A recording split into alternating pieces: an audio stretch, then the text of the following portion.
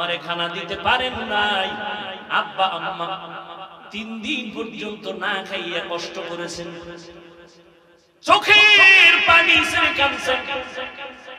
একটা বাবার জন্য কাপড় নিয়েছি, মায়ের জন্য নিয়েছি, আব্বা বল এমন একটা দিন আমার গেছে, একটা নতুন লুঙ্গি আমি কিনে পড়তে পারি। এর যুবক, এত কষ্টের ভিতরে আমার বাবা কোনদিন একটা অবৈধ টাকা হাতের মধ্যে নেন নাই। আর তুমি মাইয়া পোলা লইয়া চলতে পারো, কিন্তু এরপর হারাম টাকা না, আমার তোমার উপরে কোনো দাবি নাই, তুমি জনমের মতো খাও, যেহেতু যাই না শুনে খাও, তবে তোমার উপর আমার অনুরোধ, ঘরের বাচ্চাটারে হারাম খাওয়াইও, রক্ত না পাক করিস না।